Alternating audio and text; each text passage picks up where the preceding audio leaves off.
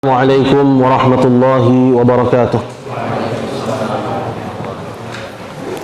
Innal hamdalillah nahmaduhu wa nasta'inuhu wa nastaghfiruh wa na'udzu billahi min shururi anfusina wa min sayyiati a'malina. Man yahdihillahu fala mudilla lahu wa man yudlil fala hadiya lahu. Asyhadu an la ilaha illallah wahdahu la syarika lah wa ashhadu anna Muhammadan abduhu wa rasuluh. Ya ayyuhalladzina amanu taqullaha haqqa tuqatih wa la tamutunna illa wa antum muslimun. Amma ba'du, fa inna asdaqal hadits kitabullahi ta'ala wa khairal hadi Muhammadin sallallahu alaihi wasallam wa syarrul umuri muhdatsatuha fa inna kulla muhdatsatin bid'ah wa kulla bid'atin dhalalah wa kulla dhalalatin fin nar. A'adzani Allah wa iyyakum minan nar. Kaum muslimin, hadirin bapak-bapak dan ibu-ibu, ikhwah dan akhwat, saudara-saudaraku yang saya hormati dan saya muliakan. Segala puji bagi Allah Subhanahu wa taala yang tiada hentinya terus melimpahkan nikmatnya dan mencurahkan karunia-Nya kepada kita. Dan nikmat yang terbesar yang Allah Azza wa Jalla anugerahkan kepada seorang hamba bukan Allah berikan kepadanya harta kekayaan, Allah berikan kepadanya kedudukan atau hidup yang enak, melainkan nikmat yang bersambung dari kebahagiaan duniawi hingga kebahagiaan ukhrawi. Dan itu tidak bisa dicapai melainkan dengan al-ilmu nafi' wal amalus salih, ilmu yang bermanfaat dan juga amal saleh. Dan amal yang saleh fondasinya adalah al-ilmu nafi', ilmu yang bermanfaat. Sedangkan seseorang tidak dianggap beramal dan tidak diterima oleh Allah Azza wa Jalla amalannya apabila masih terdapat dalam dirinya kesyirikan dan kekufuran kepada Allah Subhanahu wa taala. Maka bagaimana amalannya bisa diterima oleh Allah untuk dia menggapai kebahagiaan akhirat berupa surga yang abadi, sedangkan amalannya tidak diterima oleh Allah. Dia menyangka bahwa dia membawa pahala yang besar di sisi Allah Subhanahu wa taala. Ternyata di akhirat dia dapati bahwa perbekalannya ternyata kosong. Bahwa apa yang dia bawa dan dia anggap bahwa dia membawa bekal yang banyak, ternyata tidak ada isinya sama sekali. Sungguh ini kecelakaan yang besar. Suatu kecelakaan yang besar ketika seorang dia menabung setiap hari untuk masa depannya. Kemudian ternyata dia lihat ketika ingin dia ambil tabungannya, ternyata dia dapati rekeningnya jebol. Itu adalah kerugian duniawi. Maka bagaimana jadinya dengan kerugian ukhrawi? Di mana kerugian duniawi seorang masih punya kesempatan untuk beramal. Namun kerugian ukhrawi ketika di akhirat nanti seorang tidak lagi mampu untuk minta kepada Allah. Kalaupun dia minta kepada Allah untuk dikembalikan ke dunia, maka tidak ada lagi kesempatan baginya untuk kembali ke dunia. Maka di antara ilmu yang bermanfaat adalah mengenal Islam. Apa Islam yang dibawa oleh Nabi kita Muhammad sallallahu alaihi wasallam, yang dengannya sahlah ibadah kita. Kemudian dinilailah ibadah kita itu sebagai ibadah. Kemudian diganjar oleh Allah Subhanahu wa taala dengan pahala. Dan mengetahui apa saja yang membatalkan keislaman kita. Dan para ulama kita rahimahumullah jami'an sejak dulu sampai zaman sekarang, mereka begitu bersemangat dalam menjelaskan perkara-perkara yang membatalkan keimanan dan membatalkan keislaman. Bahwa perkara ini disebut di semua kitab fikih dari semua madhab. Itu perkara babu hukmul murtad, bab hukum orang yang murtad, yaitu orang yang keluar dari Islam kepada kekufuran disebabkan karena terjatuh kepada salah satu dari pembatalnya. Dan di antara ulama kita rahimahumullahu jami'an yang memiliki karya seputar pembatal-pembatal Islam adalah seorang mujaddid pada abad ke-12 Hijriyah, seorang syekh yang dikenal harum dalam dunia Islam, namun juga dianggap dengan stigma-stigma negatif oleh musuh-musuhnya, yaitu Syekh Muhammad bin Abdul Wahhab rahimahullahu ta'ala. Dan kitab inilah yang akan kita baca insyaallah, yang mengisi waktu-waktu kita sampai 1 hari ke depan, yaitu pembahasan tentang kitab Nawaqidul Islam, pembatal-pembatal keislaman. Para hadirin dimuliakan Allah Subhanahu wa taala, ternyata Islam itu bisa batal. Sebagaimana halnya salat bisa batal, puasa kita bisa batal, haji kita bisa batal, dan seterusnya dari ibadah kita. Ini disebabkan karena pembatalnya. Maka begitu juga rukun Islam yang pertama, yaitu syahadat. Yaitu syahadat la ilaha illallah. Dia bisa batal disebabkan karena pembatalnya. Syekh Muhammad bin Abdul Wahhab rahimahullahu ta'ala dalam kitab beliau Al-Qawaidul Arba', beliau menyebutkan al-ibadatu la tusamma ibadatan illa ma'at tauhid, kama anna as-salata la tusamma salatan illa ma'at taharah. Ibadah itu tidak dinilai sebagai ibadah kecuali apabila dibangun di atas tauhid. Seperti misalnya orang Kristen masuk masjid, kemudian dia wudhu, kemudian dia sholat 2 rakaat. Diterima oleh Allah sholatnya? Nah, kenapa? Karena dia belum berislam. Nah, dia belum berislam. Di sini dianalogikan bahwa Islam itu tidak diterima oleh Allah Subhanahu wa taala kecuali dengan tauhid. Persis seperti halnya salat itu tidak disebut salat kecuali kalau dibangun di atas taharah. Kita tahu bahwa untuk salat miftahnya, kuncinya adalah dengan seorang bersuci. Kalau dia hadas besar maka dengan mandi, kalau dia hadas kecil maka dengan berwudu atau dengan tayammum.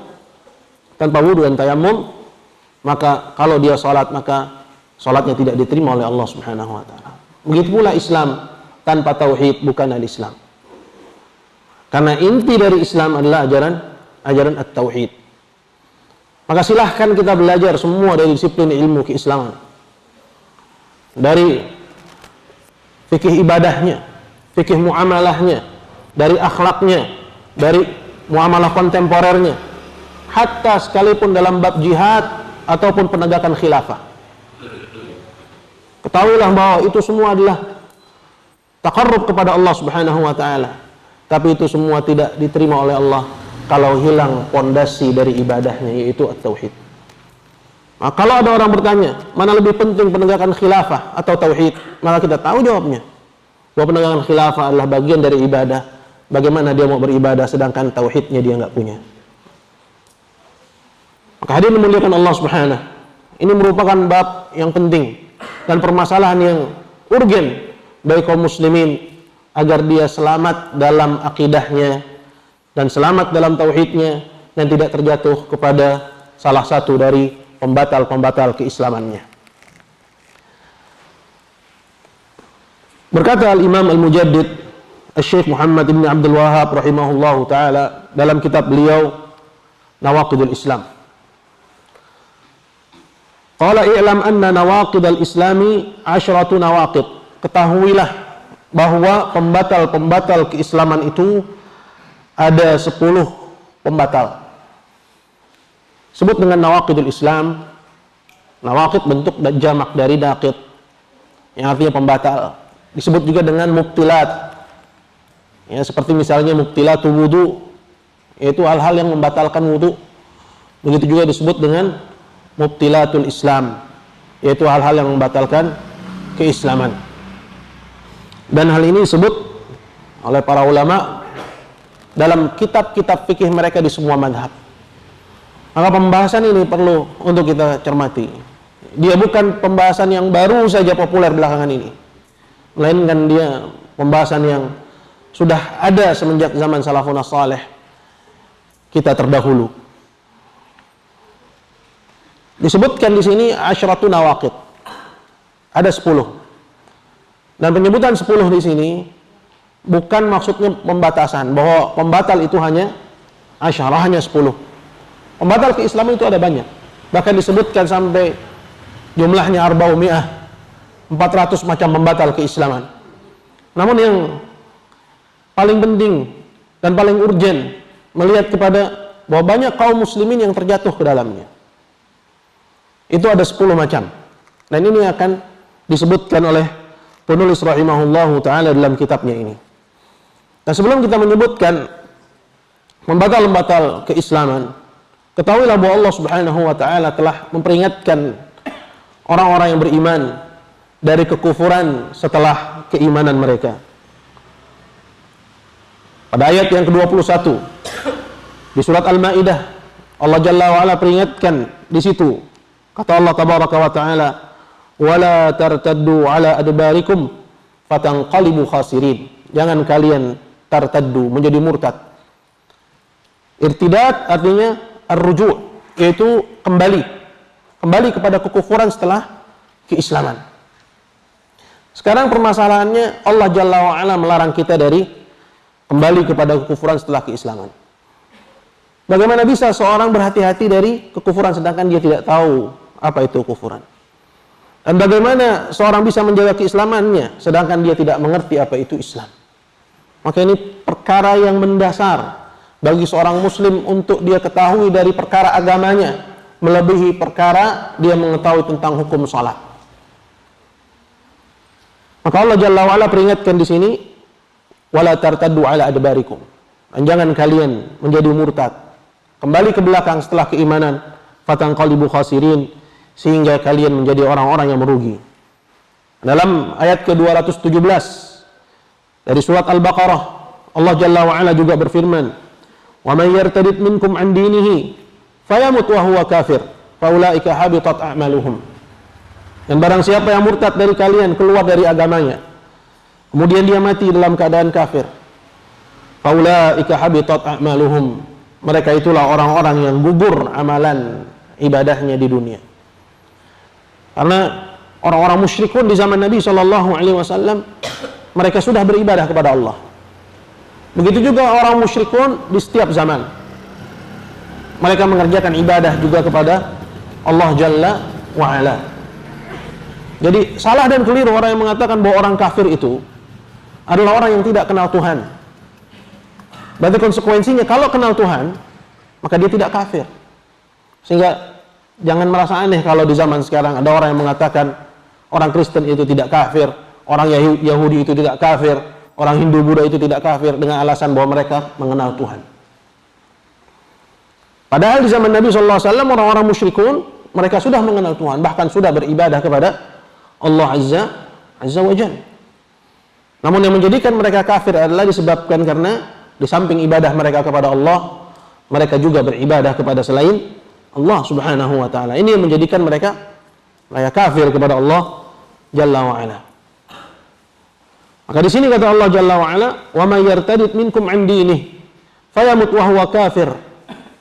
Barang siapa yang murtad dari kalian, keluar dari agamanya, dia mati dan dalam keadaan kafir.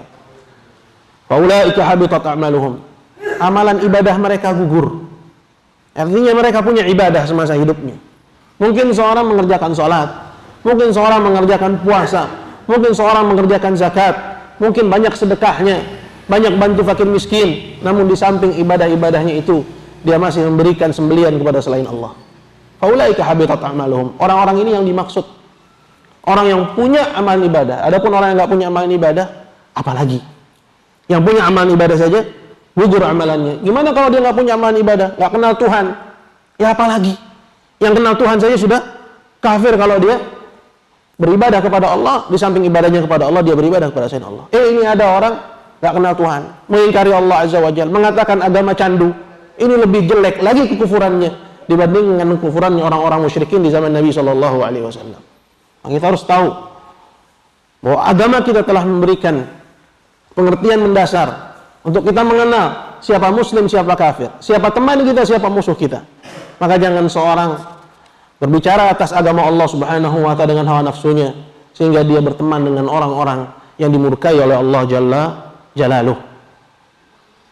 Kata Allah Subhanahu wa ta'ala, "Faulaika habitat a'maluhum fid dunya wal akhirah." Mereka inilah orang-orang yang gugur amalannya di dunia dan di akhirat. Wa ulaika ashabun nar. Dan mereka inilah para penghuni neraka Jahannam, hum fiha khalidun, dan mereka kekal di neraka Jahannam. Itu karena orang kafir mereka tidak memiliki seorang pun penolong. Malidh zalimina min hamimin wala syafi'i yuta'.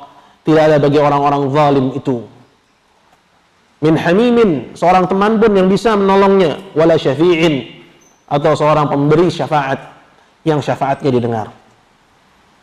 Maka ini nasib yang buruk. Dan ini tidak hanya menimpa kepada orang di luar Islam. Sehingga orang kafir itu dalam frame kebanyakan kaum muslimin adalah orang yang KTP-nya non-muslim.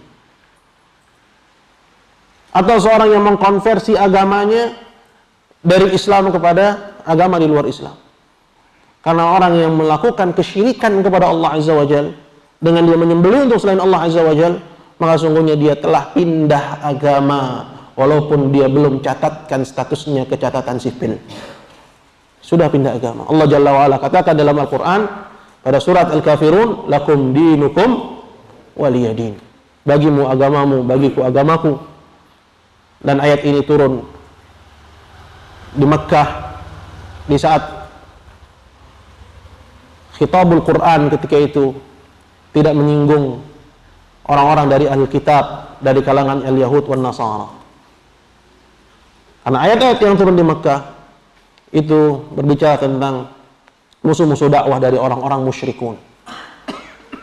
Dari orang-orang musyrikun, dan ibadahnya orang-orang musyrikun memberikan ibadah kepada selain Allah di samping ibadah mereka kepada Allah. Disebut dalam surat Al-Kafirun keyakinan itu, perbuatan itu sebagai din, sebagai agama.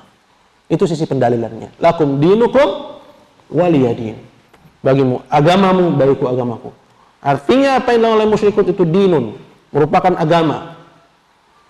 Maka nggak perlu capek-capek mencatatkan status seorang ke catatan sipil dengan dia memberikan sembelihan kepada selain Allah, beribadah kepada selain Allah.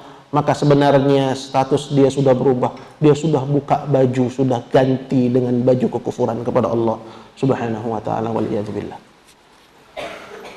Kenapa perlu ditekankan hal ini? Karena di sana banyak orang yang menganggap bahwa kafir itu hanya orang yang pindah agama. Sedangkan melakukan syirik akbar, dia belum pindah agama. Padahal dalam Islam, dengan melakukan syirik akbar, orang tersebut sebenarnya sudah pindah agama. Sudah pindah agama. Walaupun status dia di KTP masih muslim. Walaupun dia masih mengerjakan amalan-amalan dari pekerjaan-pekerjaan ibadah seperti misalnya sholat. Tapi dia masih meyakini bahwa kuburan fulan berhak diibadahi selain Allah. Bahwa kuburan keramat fulan boleh disembah selain Allah Subhanahu wa ta'ala. Maka sesungguhnya orang seperti ini laisa bi muslim, dia bukan orang Islam. Atau kalau dia tumbuh dalam akidah tersebut, dia tumbuh di atas akidah tersebut, seperti yang dikatakan oleh Imam San'ani dalam kitab beliau Tathhirul I'tiqad, bahwa orang tersebut tidak pernah mengecapkan akidahnya walau sesaat ke dalam akidah Islam. Jadi hadirin dimuliakan Allah Subhanahu wa ta'ala, ini ayat dari Al-Qur'anul Karim yang memperingatkan kita umat Islam untuk berhati-hati dari sebab-sebab kekufuran dan dari bahaya-bahaya kekufuran kepada Allah Subhanahu wa ta'ala. Dan pada Al-Maidah ayat 54 kita dapati juga firman Allah Jalla wa Ala, di mana Allah berfirman, ya ayyuhalladzina amanu, wahai orang-orang yang beriman, Mayyartadda minkum an dinih, barang siapa yang murtad dari kalian, keluar dari agamanya, fasawfa ya'tillahu biqaumin, maka Allah akan ganti mereka dengan satu kaum. Nggak ada artinya kita ketika kita murtad kepada Allah Subhanahu wa taala. Allah Maha Kaya, Allah tidak butuh kepada hambanya. Maha mudah bagi Allah untuk mengganti kita dengan kaum yang lain. Fasawfa ya'tillahu biqaumin, ini ancaman dari Allah. Allah akan ganti kita dengan satu kaum, yuhibbuhum wa yuhibbunah, yang Allah cinta kepada mereka dan mereka cinta kepada Allah dengan tauhid. Karena tauhid itu adalah al-mahabbah al-haqiqiyah, kecintaan yang murni. Allah Jalla wa'ala berfirman dalam Al-Quran Al-Karim, wa minan nasi man yattakhidhu min dunillahi andadan yuhibbunahum kahubbillah walladzina amanu asyaddu hubbalillah. Dan orang-orang, dan di antara manusia ada orang-orang yang mengambil selain Allah sebagai tandingan bagi Allah. Mereka cinta kepada tandingan-tandingan itu seperti kecintaan mereka kepada Allah. Itu beribadah kepada selain Allah, memberikan ibadah pada Latta, Uzza, Manat dan seterusnya, di samping ibadah mereka kepada Allah. Apa kata Allah Jalla wa'ala? Walladzina amanu asyaddu hubban lillah. Sedangkan orang-orang yang beriman, kecintaan mereka kepada Allah jauh lebih besar. Artinya tidak sama seperti kecintaannya orang-orang musyrikin kepada Allah, atau kecintaan orang-orang musyrikin kepada selain Allah Subhanahu wa ta'ala. Ayat ini menunjukkan bahwa at-tauhid pondasinya adalah mahabbah kepada Allah Subhanahu wa ta'ala. Maka Allah akan ganti. Fasawfa ya'tillahu biqaum. Allah akan ganti orang musyrikun ini, orang-orang yang gemar melakukan kesyirikan kepada Allah ini, walau dengan kemasan, walaupun dengan casing, walaupun dengan bungkus yang mereka namakan Islami, tapi hakikatnya kesyirikan kepada Allah Azza wa Jalla. Fasawfa ya'tillahu biqaum, maka Allah akan datangkan satu kaum, yuhibbuhum wa yuhibbunah, yang mereka cinta kepada Allah dan Allah cinta kepada mereka. Adzillatin 'alal mu'minina 'izzatin 'alal kafirin la yakhafuna fillahi lawmata la'im. Mereka keras kepada orang-orang kafir dan mereka berlemah lembut kepada sesama muwahhidin, dan mereka tidak takut kepada celaan orang-orang yang mencela. Jadi hadirin dimuliakan Allah Subhanahu wa taala, ini ancaman dari Allah Jalla wa ala, bahwa apabila kita tidak mempelajari tauhid, kemudian kita menjadi awam karenanya, sedangkan di sana banyak duat, para dai, diadakan pelajaran, diadakan di situ daurah, diadakan di sana kajian, ceramah-ceramah yang menjelaskan tentang hakikat tauhid yang hak, hakikat tauhid yang benar. Kemudian kita masa bodoh sehingga kita larut dalam kejahilan, melakukan kesyirikan kepada Allah Azza wa Jalla. Maka inilah yang Allah Azza wa Jalla maksud, fasawfa ya'tillahu biqaumin yuhibbuhum wa yuhibbunah.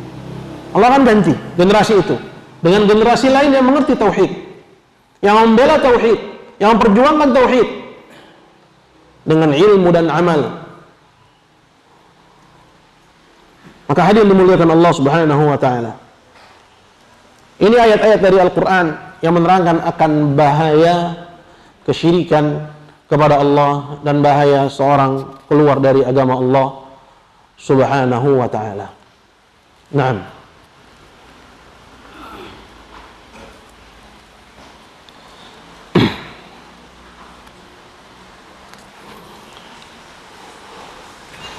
Selanjutnya ayyuhal hadirun yang dimuliakan oleh Allah Subhanahu wa ta'ala, kita akan masuk kepada an-naqidul awwal, pada pembatal yang pertama. Berkata penulis rahimahullah, qala al-awwalu, yang pertama adalah asyirku fi ibadatillahi ta'ala. Pembatal yang pertama adalah pembatal yang paling besar, sekaligus dia merupakan pembatal yang paling berbahaya dan yang paling banyak kaum muslimin terjatuh di dalamnya. Apa itu? Yaitu melakukan kesyirikan dalam peribadahan kepada Allah Subhanahu wa ta'ala. Ini merupakan jenis kemurtadan yang paling besar, yaitu melakukan kesyirikan dalam ibadah. Dan asyirku, kesyirikan pengertiannya adalah da'watu ghairihi ma'ah, yaitu di saat kita beribadah kepada Allah, kita masih beribadah kepada selain Allah Jalla wa'ala. Ini standar terkecil suatu perbuatan yang disebut sebagai kesyirikan. Karena mengklaim bahwa di sana ada pencipta lain selain Allah, pengatur alam semesta selain Allah, pemilik selain Allah Azza wa Jal. Klaim ini juga kekufuran. Namun kekufuran dari jenis ini itu tidak sampai orang-orang musyrikin pertama terbetik hingga mereka mengatakan bahwa ada pencipta selain Allah. Bahwa itu adalah kufuran. Namun standar terkecil suatu disebut kufuran adalah yaitu memberikan ibadah kepada selain Allah, sarful ibadah li ghairillah. Berarti mungkin saja orang tersebut sudah meyakini Allah satu-satunya pencipta, pemilik, pengatur alam semesta dan segala isinya. Namun dia berikan ibadah kepada selain Allah, maka waqa'u fi syirk. Dia jatuh kepada kesyirikan kepada Allah Azza wa Jalla. Nah, ini maksud dari an-naqidul awwal, pembatal yang pertama. Yang disebutkan ya, bahwa kesyirikan yang dimaksud di sini adalah dalam perkara ibadah. Artinya bukan dalam perkara selain ibadah. Seperti meyakini bahwa ada penguasa lain selain Allah Azza wa Jalla. Seperti yang diyakini oleh sebagian masyarakat di negeri kita yang mengatakan bahwa Nyi Roro Kidul itu penguasa pantai laut selatan. Ini syirik. Namun ini kesyirikan yang jauh lebih buruk daripada yang dilakukan oleh musyrikin dahulu. Dan musyrikin dahulu tidak sampai derajat kesyirikannya kepada taraf seperti itu, menisbatkan ada selain Allah yang mengatur alam semesta. Tidak sampai. Ini harus kita tahu. Itu yang diistilahkan dengan perkara rububiyah, penciptaan, kepemilikan, pengaturan.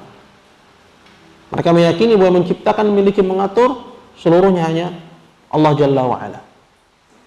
Namun di samping itu mereka beribadah kepada selain Allah Subhanahu wa ta'ala. Disinilah yang menjadikan mereka jatuh kepada asyirik itu.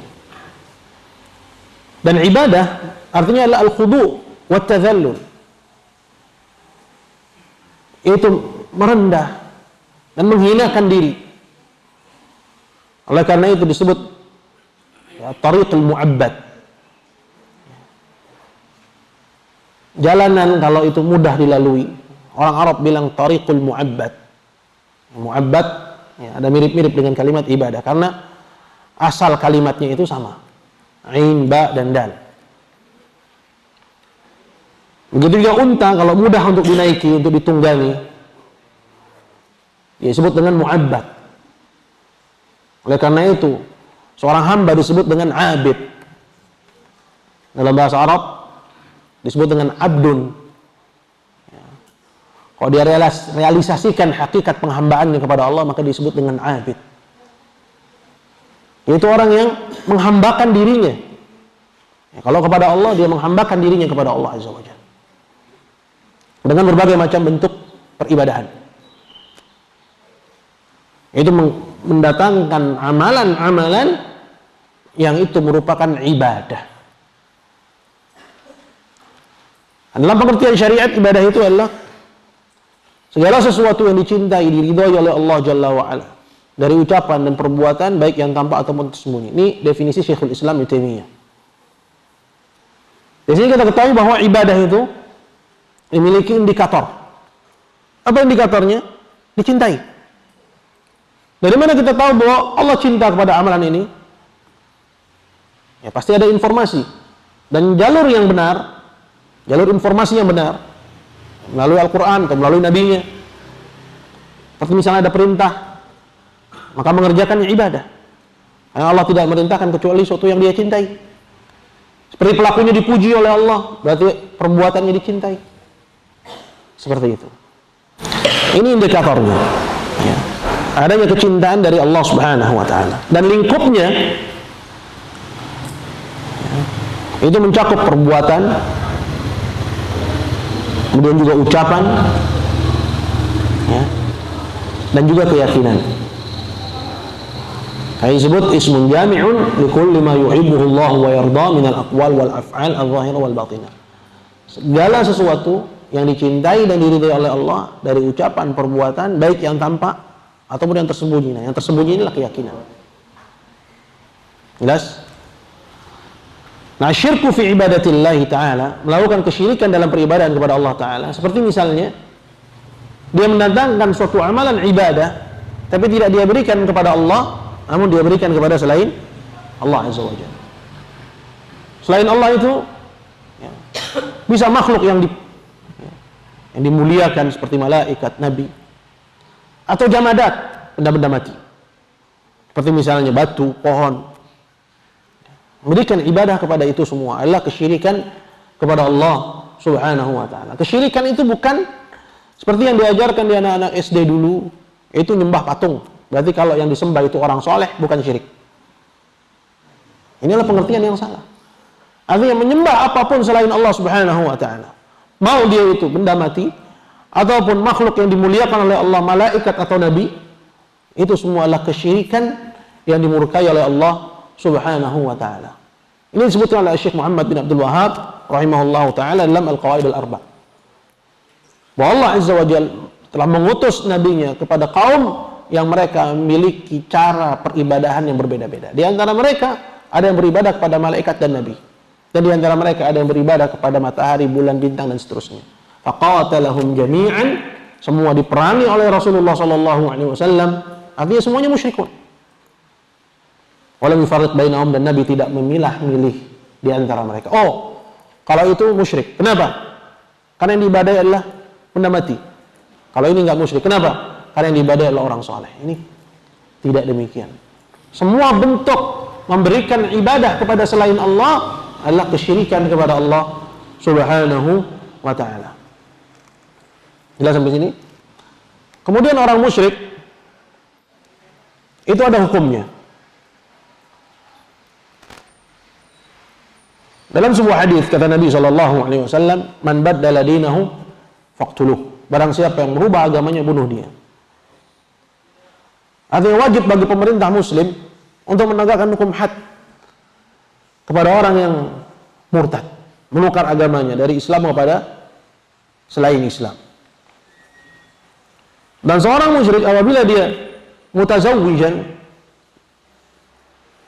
dia berkeluarga, memiliki istri, tutallaq zaujatuhu minhu, maka harus dipisah. Sebabkan karena pasangannya telah murtad kepada apakah suaminya atau istrinya. Kecuali kalau dia bertaubat kepada Allah Jalla wa Ala. Allah Jalla wa Ala berfirman dalam Al-Quran, lahunna hillun lahum wa lahum yahilluna lahunna. Mereka tidaklah halal bagi laki-laki yang beriman, dan begitu juga walahum yahilluna lahunna. Mereka, yaitu laki-laki yang musyrik, tidaklah halal bagi wanita yang beriman. Dan dalam ayat yang lain Allah Jalla wa Ala katakan, wala tankihul musyrikina hatta yu'minu.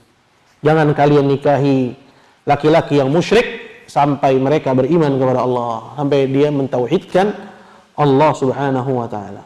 Dan kalau dia mati, itu wafat, la yusalla alaih, enggak disalatin. Enggak boleh menyolatkan orang yang murtad, orang yang mati di atas kesyirikan kepada Allah Subhanahu wa ta'ala. Dan juga tidak diselenggarakan jenazahnya sebagaimana cara penyelenggaraan jenazah dalam Islam. Itu fasilitas hanya untuk orang Islam. Tidak dimandikan, tidak disolati. Wala tusalli ala ahadin minhum mata abadan wala taqum ala qabri. Jangan kalian solatkan seorang pun dari mereka yang mati di atas kesyirikan. Begitu juga tidak dikubur di pekuburan kaum muslimin.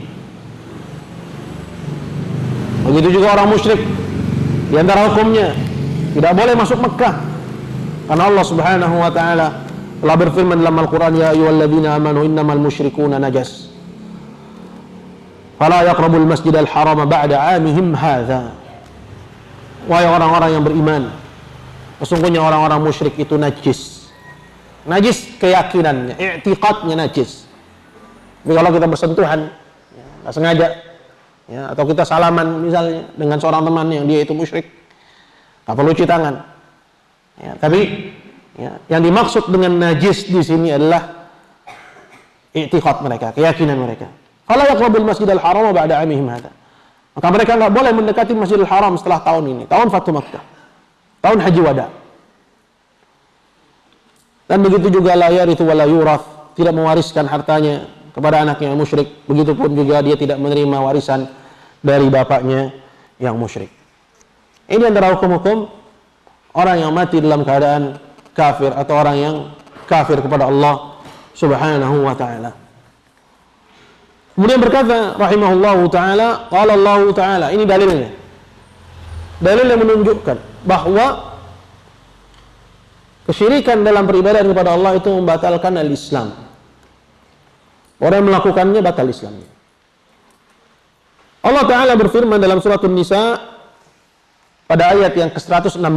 Di situ kata Allah, innallaha, sesungguhnya Allah, la yaghfiru ay yushraka bihi wa yaghfiru ma duna dzalika liman yasha. Dia tidak mengampuni dosa syirik dan mengampuni dosa selain dari kesyirikan bagi siapa yang Allah Azza wa Jalla kehendaki.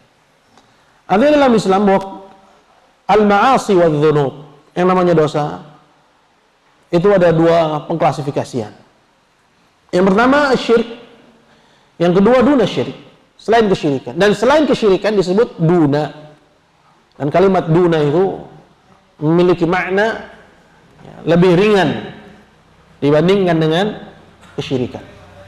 Artinya walaupun dosa selain kesyirikan itu besar, namun dia tidak masuk ke dalam kategori syirik, dia masih masuk ke dalam pengertian duna syirik. Dan kalimat duna itu apa? Di bawah, lebih ringan. Dan senada dengan ini hadis Nabi SAW dari Anas bin Malik radhiyallahu ta'ala an, dari Rabbnya Subhanahu wa ta'ala, Allah Jalla wa'ala berfirman, ya ibn Adam, law ataitani biqirabil ardi khataya thumma laqitani la tusyriku bi syai'an la ataituka biqirabiha maghfiratan. Kata Allah Subhanahu wa ta'ala, wahai anak Adam, kalau kamu menemui aku dengan membawa seberat bumi dosa, dosanya ya, sangat banyak, ya, sampai digambarkan oleh Nabi SAW seberat bumi dosa. Thumma laqitani la tusyriku bi syai'an. Namun kamu menemuiku dan kamu tidak menyekutukanku dengan suatu apapun. Artinya dari dosa yang seberat bumi itu nggak ada dosa syirik. Apa kata Allah? La ataituka biqirabiha maghfiratan. Aku akan datang menemuimu dengan membawa seberat bumi ampunan. Ini ya, maksudnya seperti ayat yang kita baca, yaitu bagi siapa yang Allah Azza wa Jalla kehendaki. Intinya orang yang tidak memiliki dosa syirik, dia memiliki kesempatan. Kesempatan untuk apa? Untuk mendapatkan ampunan dari Allah Azza wa Jalla begitu saja. Karena ayat ini, yaitu An-Nisa 116, dia berbicara tentang seorang yang wafat, meninggal dunia. Kemudian dia belum bertobat dari dosanya. Dia pernah mencuri, misalnya dia pernah berzina, waliyadzubillah, ya. Atau melakukan hal-hal yang haram, ghibah, namimah, apalagi makanan sehari-hari. Nggak yang perempuan, nggak juga yang laki-laki. Betul? Ya. Dia meninggal dan membawa dosa-dosa tersebut. Namun di antara dosa-dosa itu tidak ada satupun dosa yang namanya kesyirikan kepada Allah. Maka orang ini yang Allah Azza wa Jalla sebut, innallaha la yaghfiru ayyushraka bih. Allah tidak mengampuni dosa syirik, wa yaghfiru ma duna dzalika liman yasha, dan mengampuni selain daripada kesyirikan. Meskipun orangnya ketika di dunia dia belum sempat tobat dari dosa-dosa selain kesyirikan itu. Artinya dia ada kemungkinan diampuni saja oleh Allah Jalla wa'ala, seperti hadis tadi. Tapi ini hanya untuk orang-orang yang Allah kehendaki. Liman yasha, bagi siapa yang Allah kehendaki. Seperti itu maksudnya. Dan ada kemungkinan juga kalau dia tidak mendapatkan keistimewaan itu, maka dia akan dilebur dosanya di akhirat, di nerakanya Allah. Kemudian karena dia seorang muwahhid, maka masiruhu ilal jannah, tempat kembalinya tetap ke surganya Allah Subhanahu wa taala. Jadi ayat ini konteksnya demikian. Seperti itu. Adapun orang yang sudah taubat, baik taubat dari dosa syirik atau taubat dari selain dosa syirik, ayatnya bukan ini. Ayatnya yang lain. Yaitu firman Allah Subhanahu wa taala, ya ayyuhalladzina amanu, kata Allah Jalla wa ala, ya ibadiyalladzina asrafu ala anfusihim la taqnatu min rahmatillah innallaha yaghfiru dzunuba jami'an innahu huwal ghafurur rahim. Katakanlah wahai Muhammad kepada hamba-hambaku, wahai hamba-hambaku yang melampaui batas dalam urusan mereka sendiri. Maksudnya melakukan ma'asi wa dzunub, melakukan dosa. Jangan kalian putus asa dari rahmat Allah. Innallaha yaghfiru dzunuba jami'an, karena sungguhnya Allah Jalla wa ala mengampuni dosa seluruhnya. Innahu huwal ghafurur rahim. Sesungguhnya Allah Maha Pengampun lagi Maha Penyayang. Artinya tidak ada dosa yang tidak gugur dengan taubat.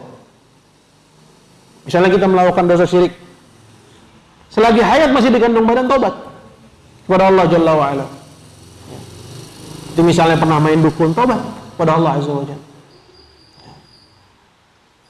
Begitu juga selain dari kesyirikan.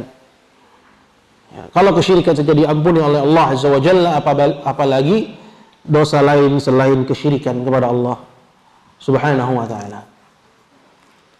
Maka ayat ini menunjukkan bahwa kesyirikan itu membatalkan Islam. Kenapa?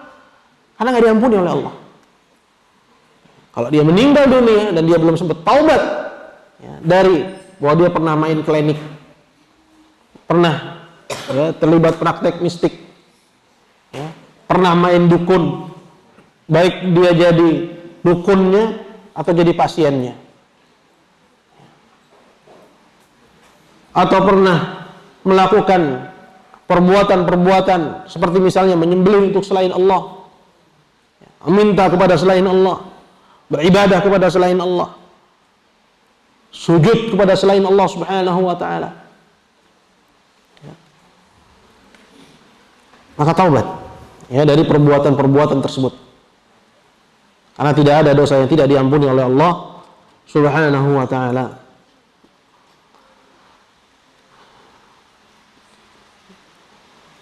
Maka ini dalil yang menunjukkan bahwa perbuatan tersebut merupakan pembatal keislaman, karena tidak diampuni oleh Allah Jalla wa ala. Ayat yang kedua adalah Al-Maidah ayat 72. Di situ Allah Jalla wa ala berfirman, innahu may yusyrik billah, sesungguhnya barang siapa yang menyekutukan Allah, itu memberikan ibadah kepada selain Allah Subhanahu wa ta'ala, walaupun di samping itu dia beribadah kepada Allah, dia sholat, dia puasa, dia zakat, tapi dalam satu momen, ya, dia harus beribadah kepada selain Allah, misalnya ya, menyembelih untuk selain Allah Jalla wa ala, atau dia gantungkan rasa tawakalnya kepada kuburan yang dikeramatkan, seperti itu. Dialah orang yang melakukan kesyirikan kepada Allah. Innahu may yusyrik billah faqad harrama Allahu 'alaihi jannah, Allah telah haramkan atasnya surga, tidak diampuni. Pada ayat yang sebelumnya, di sini diharamkan surga. Ini menunjukkan bahwa amalan tersebut la yabqa lahu Islam, tidak ada sedikit pun pada orang itu keislaman. Itu maksudnya. Ancaman yang pertama dalam surat An-Nisa 116 tadi apa? Tidak diampuni oleh Allah. Kemudian ancaman yang kedua pada Al-Maidah ayat 72 ini apa? Allah haramkan dari surga. Ini menunjukkan bahwa orang tersebut la yabqa lahu Islam, tidak ada pada dirinya sedikit pun keislaman. Karena ancaman-ancaman itu hanya diberikan kepada siapa? Al-kafarah, orang-orang kafir kepada Allah Subhanahu wa ta'ala. Innahu may yusyrik billah, sesungguhnya orang yang menyekutukan Allah, faqad harrama Allahu 'alaihi jannah, Allah haramkan atas dia surga. Wa ma'wahu an-nar, dan tempat kembalinya adalah neraka jahanam. Wa ma lidh-dhalimin min ansar, dan tidak ada bagi orang zalim. Maksudnya orang-orang musyrikin. Karena kesyirikan adalah kezaliman yang paling besar. Inna syirka la zulmun azim. Tiada kezaliman yang lebih besar daripada kesyirikan kepada Allah Azza wa Jalla. Wa ma lidh-dhalimin min ansar, Tidak ada bagi orang-orang zalim itu seorang pun penolong. Nah, ini juga hukum bagi orang kafir kepada Allah Azza wa Jalla. Bahwa tidak ada baginya siapapun yang bisa menolongnya atau siapapun yang bisa memberikan kepadanya syafaat. Ma lidh-dhalimina min hamimin wala syafi'in yuta'. Tidak ada bagi orang zalim itu seorang teman yang bisa menolongnya. Begitu pula pemberi syafaat yang didengar syafaatnya.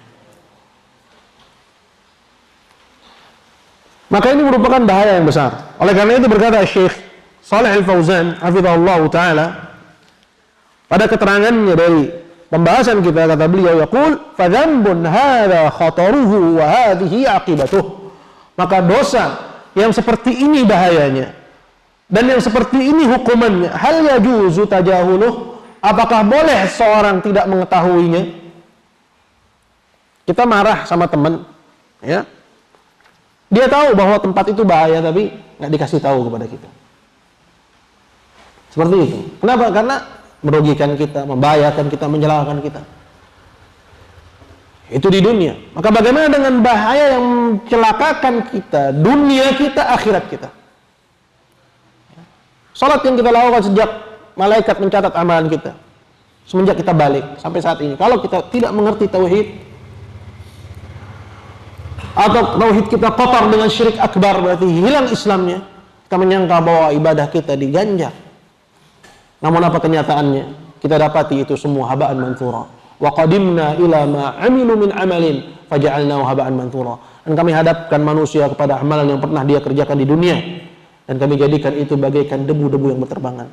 Allah nggak merugi. Seorang menyangka bahwa dia membawa bekal yang banyak, namun ternyata bekalnya kosong. Tidak didapati sedikit pun pahala disebabkan karena dosa yang dia masa bodoh tentangnya. Itu kesyirikan kepada Allah Subhanahu wa taala. Nah, ketika kita nyatakan bahwa diri kita berislam, pertanyaan yang harus ada dalam benak kita, kenapa kita milih Islam? Kenapa bukan selain Islam? Kalau kita belum tahu garis pembeda antara Islam dengan ajaran di luar Islam, maka cari, karena itulah kebahagiaanmu duniamu dan akhiratmu. Nah, kata Syekh Shalih Al-Fauzan, dosa yang seperti ini bahayanya dan seperti ini hukumannya, apakah dibolehkan bagi seorang untuk dia tidak mengetahuinya atau masa bodoh tentangnya dan tidak memperingatkan umat darinya? Jelas ini adalah perkara yang, ya, bertentangan dengan akal sehat. Ketika kita tahu bahwa itu adalah dosa yang bahaya, maka hendaknya seorang berusaha untuk menjauh darinya, itu setelah dia mengetahui, ya, jenis-jenisnya dan macam-macam dari kesyirikan yang merusak tauhid dan membahayakan akidahnya. Qala minhu dzabhu li ghairillah. Contoh kesyirikan dalam perkara ibadah itu apa? Sini contohkan dengan satu contoh, yaitu adzabhu li ghairillah, menyembelih untuk selain Allah Subhanahu wa taala. Ini yang banyak dilakukan oleh kaum banyak dari orang yang mengaku muslim, yang datang ke kuburan-kuburan para wali, ke kuburan-kuburan yang dikeramatkan, tempat-tempat petilasan, atau pada proyek-proyek pembangunan, dia menyembelih untuk selain Allah Azza wa Jalla. Taqarrub ila ghairillah, mendekatkan diri kepada selain Allah Azza wa Jalla. Menyembelih untuk jin, menyembelih untuk Nyi Roro Kidul, menyembelih untuk penunggu, ya, gunung, penunggu air terjun, atau sebagai syarat atas kesembuhan, dia menyembelih ayam cemani. Ini adzabah li ghairillah, karena adzabah, menyembelih, itu adalah perkara ibadah yang Allah Subhanahu wa taala sebutkan dalam Al-Qur'an. Qul inna salati wa nusuki wa mahyaya wa mamati lillahi rabbil alamin. Katakanlah, sungguhnya salatku dan nusukku, yaitu wadhabhi, yaitu penyembelihanku,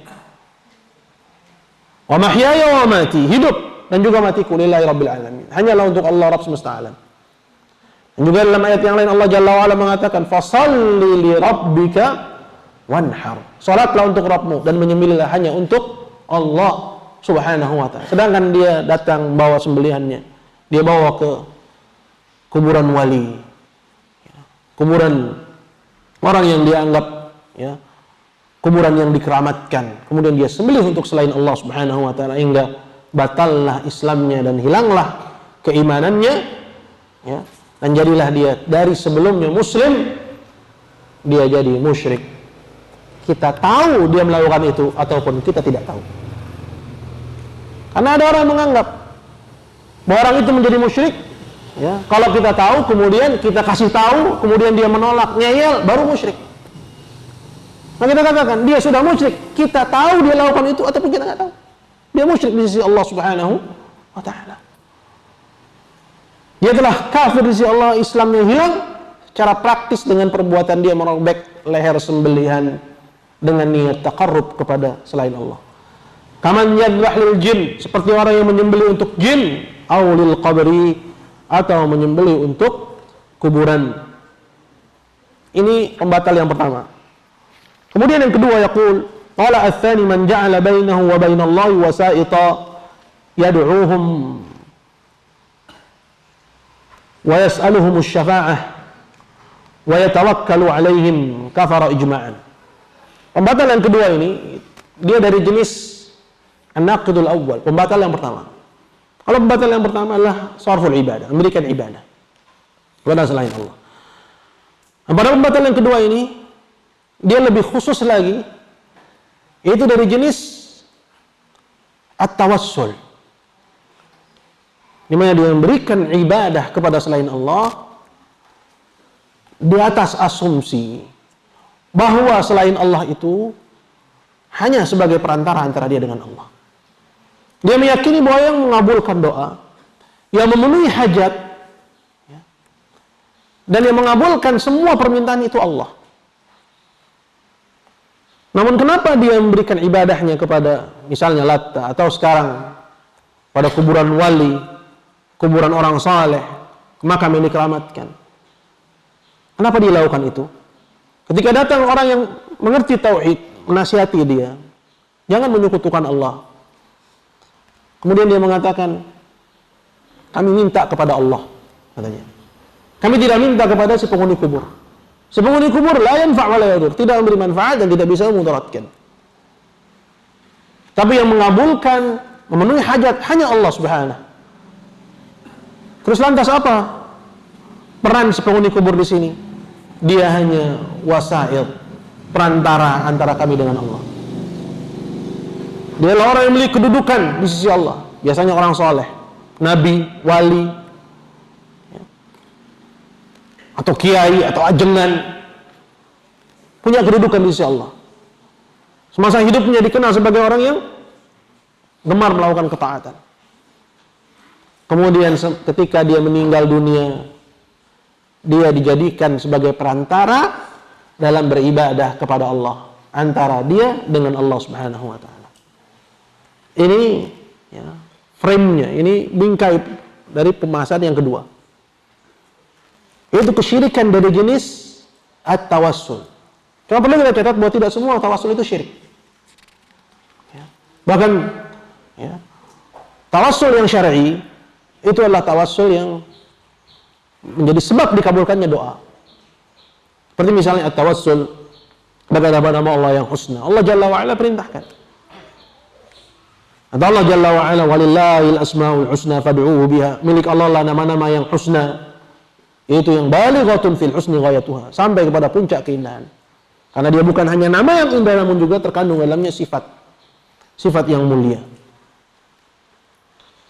Fad'uhu biha, maka mintalah kepada Allah dengan menggunakan nama-nama yang husna ini.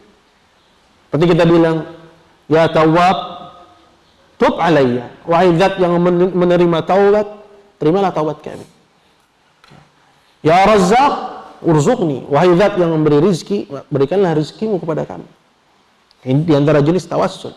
Tawassul dengan nama-nama Allah yang husna. Termasuk yang dibolehkan juga tawassul dengan amalan saleh. Seperti kisah ya, 3 orang yang terjebak dalam goa, yang hadisnya disebutkan dalam Riyadhus Shalihin karya Imam Nawawi, bahwa masing-masing dari mereka berdoa kepada Allah Subhanahu wa ta'ala dengan amalan saleh mereka, sehingga terbukalah pintu goa sedikit demi sedikit dan akhirnya mereka pun keluar. Kemudian termasuk tawassul yang dibolehkan juga adalah tawassul dengan doa orang saleh yang masih hidup. Orang kita anggap dia saleh, artinya kita hanya tahu ya, secara visual. Karena hakikat bahwa dia saleh atau tidak itu hanya Allah Azza wa Jalla yang tahu. Dan orang yang saleh adalah orang yang menunaikan hak Allah dan hak sesama. Dia rajin sholat 5 waktu, dia menjaga adab-adab Islam. Ya. Kita tahu dia orang saleh, kemudian kita datang kepadanya, kita minta agar dia berdoa untuk kita. Orang saleh yang hidup, bukan orang saleh yang sudah mati. Makanya tawassul yang dibolehkan. Nah, yang dibahas dalam pembahasan yang kedua ini yaitu tawassul yang syirki. Itu argumennya musyrikin. Kenapa mereka beribadah kepada selain Allah?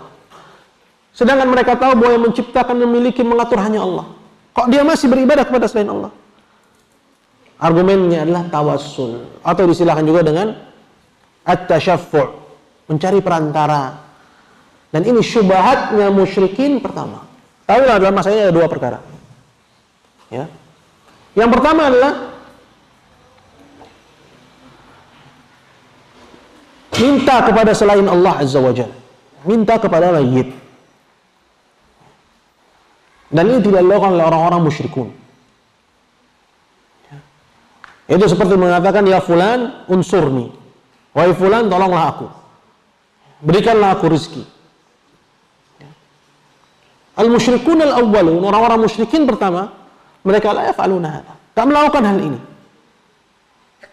Nah, yang kedua adalah memberikan ibadah kepada selain Allah Azza wa Jalla, pada Latta, Uzza, dengan asumsi bahwa Allah Azza wa Jalla nanti akan mengabulkan. Orang saleh ini yang menyampaikan hajat. Nah, muncul masalah ketiga, itu yang diistilahkan dengan minta doa dari mayit. Doa dari mayit. Itu datang kepada orang yang sudah meninggal dunia, kemudian dia bilang, ya fulan, doakan saya di sisi Allah. Ya fulan, mintakan kepada Allah untuk saya. Perkara yang pertama itu minta kepada mayit, tidak ada perdebatan dalam hal ini bahwa pelakunya syirik akbar, mukhrijun minal millah, walaupun musyrikin pertama tidak melakukan hal ini. Karena itu Allah masuk ke dalam babud doa, ad-du'a li ghairillah, minta kepada selain Allah. Perkara yang kedua dan yang ketiga, sebagian orang-orang kontemporer memisahkan. Apa perkara yang kedua ini? Yang kedua adalah memberikan ibadah kepada selain Allah Azza wa Jalla dengan asumsi bahwa mereka hanya perantara, kemudian Allah Azza wa Jalla yang mengabulkan. Mereka katakan ini syirik, kekufuran yang besar, mukhrijun minal millah. Namun perkara yang ketiga yaitu minta doa dari mayit. Mereka bilang ini cuman bid'ah, dan ini kekeliruan orang-orang kontemporer sekarang. Yang hak bahwa ketiga-tiganya masuk ke dalam kategori larangan berdoa kepada selain Allah. Karena perkara yang ketiga juga termasuk perbuatan minta kepada selain Allah yang tidak disanggupi kecuali oleh Allah. Sedangkan semua telah sepakat bahwa syafaat itu hanya milik Allah, bahwa tidak boleh minta syafaat kepada selain Allah, bahwa minta syafaat kepada Nabi termasuk minta kepada Nabi sesuatu yang tidak disanggupi kecuali oleh Allah, karena Nabi tidak memiliki syafaat. Maka ini syirik akbar. Kenapa muncul belakangan anggapan bahwa minta doa dari mayit cuman bid'ah? Ini keliru orang-orang sekarang dan diikuti oleh sebagian orang-orang yang tidak mendalami perkara ini. Dan masalah ini dibahas oleh Syekh Shalih Al-Syekh dalam Syarah Kasyfus Syubuhat. Begitu juga Syekh Ibnu Baz rahimahullah telah menjelaskan, Syekh Shalih Al-Fauzan juga telah menjelaskan. Inti dari permasalahan ini adalah kesalahfahaman mereka terhadap ucapannya Ibnu Taimiyah rahimahullahu ta'ala, di mana mereka melihat sehingga dari kalimat bid'ah itu mereka katakan bukan syirik, padahal yang dimaksud oleh Ibnu Taimiyah bid'ah yang merupakan kesyirikan yang besar. Sehingga bertemulah ucapan Ibnu Taimiyah dengan ucapan Ibnu Taimiyah yang lainnya dan tidak bertabrakan. Jadi intabihu, ya, kita harus hati-hati bahwa tersebar sekarang ini orang-orang yang menganggap bahwa minta doa kepada mayit itu bukan syirik. Syekh Saleh Al-Syekh mengatakan bahwa ini ya, yahdimu aslut tauhid fi babid du'a, meruntuhkan pokok tauhid dalam permasalahan doa. Runtuh tauhid dalam bab doa. Kenapa? Karena itulah argumennya orang-orang musyrikin di zaman Nabi SAW. Kami beribadah kepada mereka, yaitu selain Allah Subhanahu wa Ta'ala. Mereka itu cuma perantara. Kami minta mereka memperantari kami, antara kami dengan Allah Subhanahu wa Ta'ala. Lalu mereka berikan ibadahnya kepada selain Allah.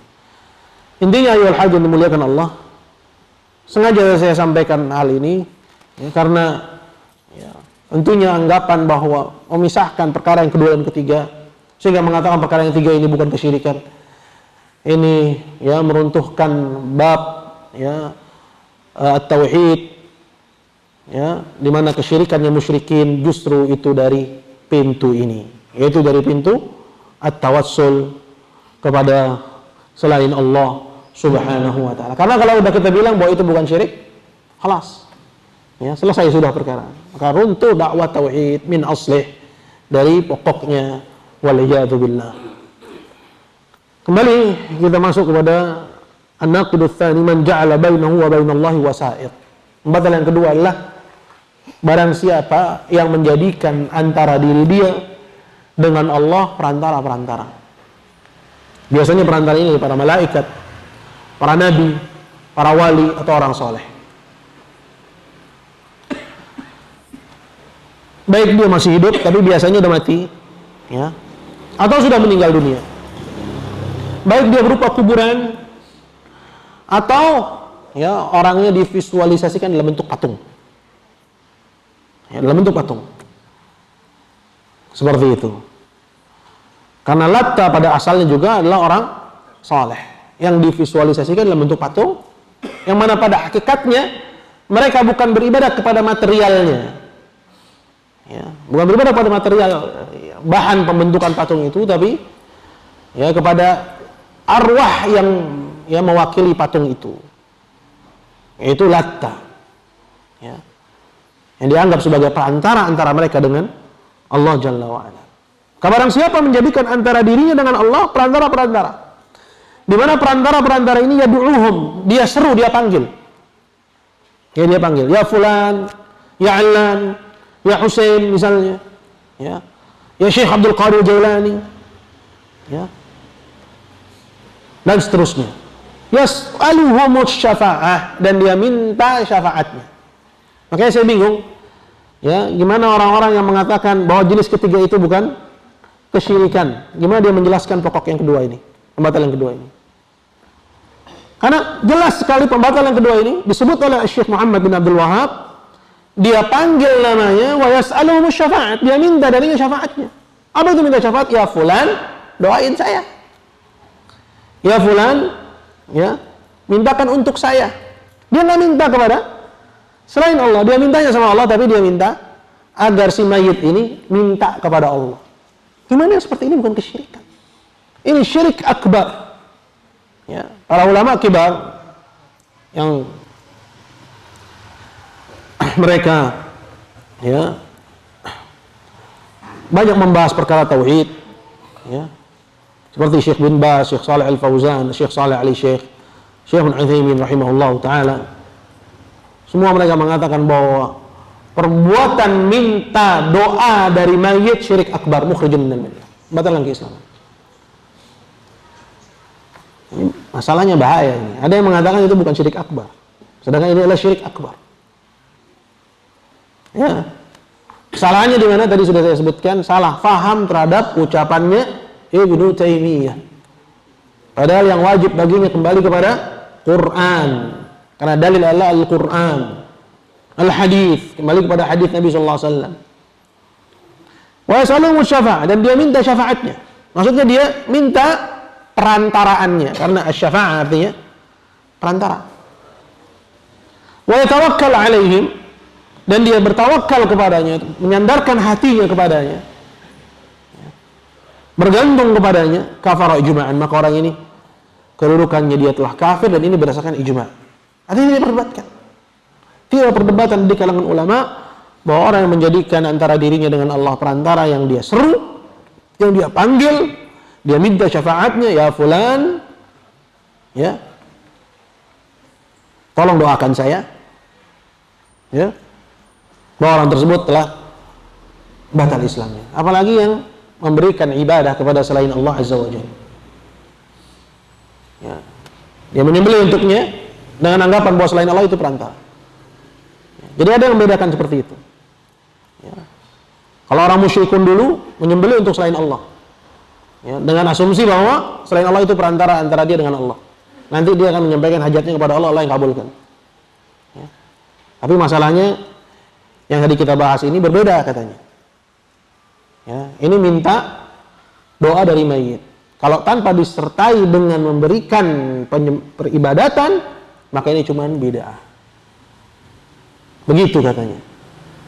Ya, sedangkan keterangan para ulama kibar menerangkan bahwa ini adalah syirik akbar dan masuk ke dalam larangan berdoa kepada selain Allah. Ya, kalau sempat insya Allah kita ya bacakan ya, ucapan mereka bismillah sebelum kita akhiri pembahasan kita nanti. Ini demikian ikhwas sekalian dimuliakan Allah Subhanahu wa taala. Ini pembatalan kedua. Nah, apa dalilnya? Perhatikan, dalam masalah ini ada dua dalil. Yang kedua-duanya adalah ayat yang muhkam. Yang pertama, dan saya minta semua hafal.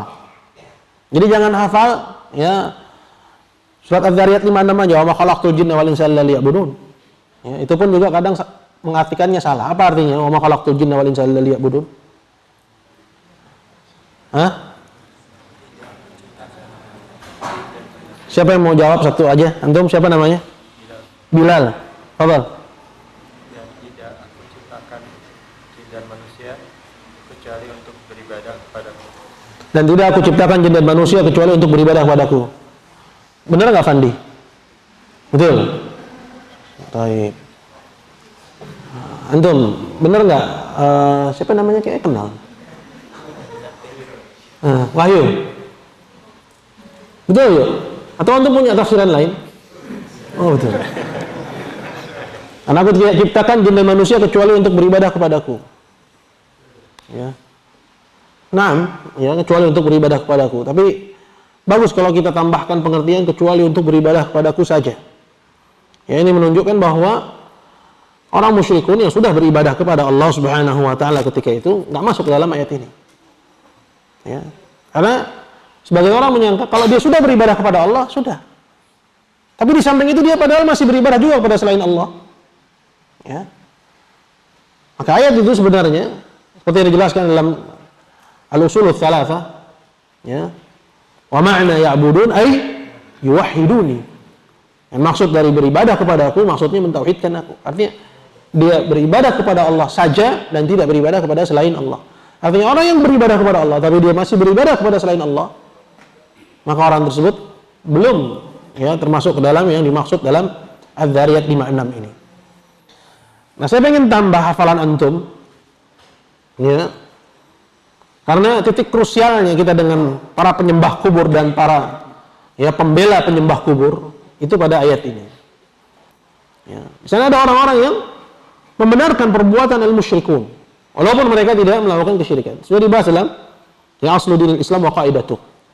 Ya, bahwa mereka juga ya tidak mendatangkan at-tauhid dan orang yang tidak mendatangkan tauhid bukan orang Islam. Ya. Tidak menganggap bahwa kesyirikan mungkar, tidak mengkafirkan orang yang melakukan kesyirikan dan seterusnya. Yaitu yang pertama adalah surat Yunus ayat 18 dan yang kedua adalah surat Az-Zariyat ayat 3. Ya, kita di sini akan memahami seperti apa bingkai kesyirikannya musyrikin di zaman Nabi sallallahu alaihi wasallam. Dalam surat Yunus ayat 18 kata Allah Jalla wa Ala wa ya'buduna min dunillahi ma la yadhurruhum wa la yanfa'uhum wa yaquluna haula'i syufa'una indallah. Yang artinya dan mereka beribadah kepada selain Allah dari sesembahan-sembahan yang tidak bisa memudaratkan mereka, tidak bisa mencelakakan mereka, wala yanfa'um dan tidak bisa memberi mereka kemanfaatan. Artinya mereka beribadah kepadanya di atas pengetahuan bahwa objek yang dia ibadah itu nggak bisa berbuat apa-apa. Ya. Berarti ini bertentangan dengan akal sehat. Namun mereka punya alasan yang membenarkan perbuatan mereka. Apa itu? Mereka bilang wa yaqulun haula, mereka ini yang dikatakan tidak bisa memberi manfaat dan tidak bisa memudaratkan ini, mereka cuman syufa'a. Apa syufa'a? Syufa'a artinya wusata. Wusata itu perantara. Jadi orang musyrikun tujuan ibadahnya itu siapa? Allah sebenarnya. Ya. Ketika mereka minta kepada siapa? Allah Azza wa Jalla. Ya. Dan keyakinan mereka yang mengabulkan siapa? Allah. Memenuhi hajat siapa? Allah. Lalu kenapa mereka berikan ibadahnya kepada selain Allah? Ini alasan mereka. Bahwa mereka itulah Uzza dan semisalnya hanya syufa'auna indallah. Hanya perantara antara kami dengan Allah. Dan itu mereka lakukan dalam kondisi kebanyakan mereka jahil. Innahum ittakhadhu syayatin awliya'a min dunillah wa yahsabuna annahum muhtadun. Perhatikan poin terakhir ini, bahwa mereka lakukan itu ya dalam kondisi mayoritas mereka jahil. Apa dalilnya? Firman Allah Jalla wa ala, innahum ittakhadhu syayatin awliya, sesungguhnya mereka menjadikan setan-setan itu sebagai wali, sebagai penolong. Wa yahsabun, dan mereka menyangka bahwa mereka mendapat petunjuk. Dan al-husban adalah sangkaan, adh-dhann. Dhann itu dugaan, diddul ilm, lawannya ilmu.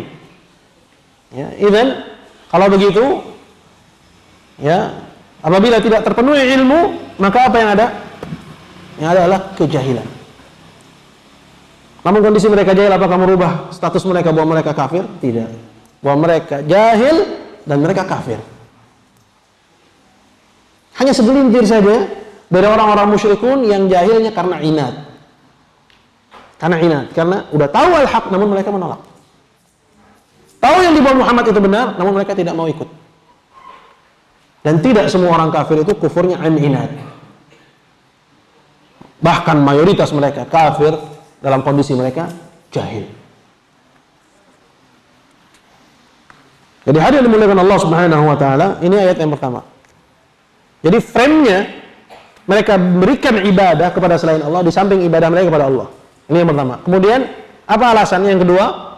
Mereka beralasan bahwa selain Allah itu cuman perantara. Yang ketiga, mereka lakukan itu dalam kondisi mereka, mayoritas mereka jahil tentang kebenaran. Nah, sekarang kita lihat yang keempat, apa hukum Allah tentang mereka. Kata Allah Subhanahu wa taala pada ayat yang sama, ayat 18 dari surat Yunus, qul, bilang kepada mereka, wahai Muhammad, atunabbi'una Allah bima la ya'lamu fis samawati wala fil ard. Apa kamu ingin memberitahukan kepada Allah akan sesuatu yang dia tidak ketahui, tidak di langit dan tidak pula di bumi, bahwa dia punya perantara dalam ibadah? Artinya orang-orang musyrikun telah mengklaim sesuatu yang tidak benar. Maka Allah Azza wa Jalla ya cela mereka. Ya, seolah-olah mereka ingin memberitahu Allah akan sesuatu yang Allah saja tidak tahu, bahwa dia memiliki perantara tidak di langit dan tidak pula di bumi. Lalu apa kata Allah? Subhanahu wa ta'ala, maha suci Allah dan maha tinggi Allah, amma yusyrikun, dari apa yang mereka sekutukan. Disebut bahwa perbuatannya syirik, amma yusyrikun. Begitu juga pelakunya itu musyrik. Jadi ini frame kesyirikan yang ada pada masa waktu itu. Maka siapa saja di zaman sekarang? Ya, sekarang ya penganalogiannya. Karena ilmu itu harus dengan amal. Betul? Jadi kalau ada waktu dan umur yang panjang, mungkin kita akan bahas kasus syubhat. Kasus syubhat selain membahas tentang syubhat-syubhat musyrikin, ya, tapi mohon bahasa kasus syubhat semuanya ikut sampai selesai. Jangan malah kita belajar kasus syubhat, ntar yang nyantol cuman syubhatnya. Banyak orang yang belajar kasus syubhat yang nyantol syubhatnya. Ya. Bab terakhir itu tidak kalah penting dengan bab pertama. Karena bab terakhir itu ditekankan masalah amal. Ya. Maka penganalogiannya, siapa saja yang terdapat padanya fi'lul ahlil jahiliyah, perbuatan orang-orang jahiliyah pertama di zaman sekarang, baik dia mengaku muslim atau tidak mengaku muslim, maka hukumnya sama, sawaun bisawa. Waliyadzubillah. Ya. Dan tafriq membedakannya butuh kepada dalil dan tiada dalil yang membedakan. Contoh yang paling ekstrim langsung. Apa kata Allah Azza wa Jalla kepada Nabi-Nya? La in asyrakta la yahbatanna 'amaluk wa la takunanna minal khasirin. Kalau kamu wahai Muhammad melakukan kesyirikan, la yahbatanna 'amaluk, Allah gugurkan amalanmu. Itu Nabi apalagi kita yang setiap pagi sore bermaksiat kepada Allah Azza wa Jalla. Jelas? Ini adalah perbedaan. Sebagaimana memisahkan, oh itu orang kafir asli. Ini udah mengucapkan syahadat. La haula wa la quwwata illa billah. Kapan mau ngerti kamu tentang tauhid? Ya. Al-musyrikun dari kalangan al-Yahud wan Nasara, mereka musyrikun. Ya, dan mereka mengucapkan syahadat. Mereka mengucapkan syahadat la ilaha illallah. Namun apa syahadat mereka diterima? Tidak. Ketika mereka beribadah kepada selain Allah. Ketika mereka mengklaim bahwa Uzair anak Allah, mereka mengklaim bahwa Isa ibnullah, bahwa Isa anak Allah. Tahu orang-orang Yahudi Kristen juga bersyahadat? Ya. Apa ayat kata Allah Jalla wa Ala? Qul ya ahlal kitab, ta'alu ila kalimatin sawa'in bainana wa bainakum alla na'budu illallah. Katakanlah wahai Alkitab, kembalilah kalian kepada kalimat yang sama antara kami dan kalian. Jangan kita beribadah kecuali kepada Allah. Itu syahadat la ilaha illallah. Ya. Maka kalau kepada nabinya saja Allah bilang lain asyrakta la yahbatanna 'amaluk, apalagi kepada kita. Baik. Ayat yang kedua adalah Az-Zumar. Az-Zumar ayat ketiga. Allah Jalla wa Ala berfirman pada surat tersebut, kata Allah Jalla wa Ala, "Walladzina ittakhadhu min duni awliya ma na'buduhum illa liyuqarribuna ila Allahi zulfa." Dan orang-orang yang mengambil selain Allah sebagai penolongnya, sebagai walinya, dia beribadah kepadanya. Ya. Mereka beralasan, ma na'buduhum, kami tidak beribadah kepada mereka itu, illa liyuqarribuna ila Allahi zulfa, melainkan agar mereka itu bisa mendekatkan diri kami kepada Allah dengan sedekat-dekatnya. Lihat alasan itu. Ya, berarti kalau ada orang minta kepada selain Allah, ya, apa kata kita? Lebih jelek lagi, gitu kan? Kalau ada orang mengatakan, oh ini cuman syufa'a, cuman perantara, kita nggak minta sama dia, minta sama Allah. Kita bilang ini akidahnya Abu Jahal. Kita bilang ini akidahnya Abu Jahal, bukan akidahnya Muhammad sallallahu alaihi wasallam. Jelas? Nah, ini an-naqid ats-tsani, itu pembatal yang kedua. Selanjutnya at-tsalits, pembatal yang ketiga. Ini sampai jam berapa kita nih? Yang sesi pertamanya kan sampai maghrib ya? Sampai jam? Nggak ada tanya jawab? Tanya jawabnya habis maghrib? Habis maghrib itu tanya jawab semua? Baik, at-tsalits, pembatal yang ketiga. Yaqulu rahimahullahu ta'ala, man lam yukaffiril musyrikin aw syakka fi kufrihim aw sahaha madhhabahum kafar. Barang siapa yang tidak mengkafirkan musyrikin. Nah, ini masalah mengkafirkan, perlu kita pahami dulu frame-nya. Mengkafirkan itu bukan kita melontarkan kata-kata kafir, kafir gitu kan. Karena yang paling apik itu ngapain? Dakwahin, begitu kan? Ya, bukan kita mengumbar kata-kata kafir. Tapi yang dimaksud dengan mengkafirkan, meyakini pelakunya telah kafir. Itu kalau kita lihat atau kita dengar, ya, melalui jalur yang dipercaya bahwa si fulan telah melakukan kekufuran. Maka wajib bagi orang yang beriman, ya, untuk meyakini bahwa ini kekufuran dan pelakunya telah kafir. Dan tidak ada kewajiban lain selain itu. Allah Jalla wa Ala berfirman dalam Al-Qur'an, ya, wa may yakfur bit-taghuti wa yu'min billahi faqad istamsaka bil urwatil wuthqa. Barang siapa yang kufur kepada tauhid, itu semua yang diibadahi selain Allah. Ya.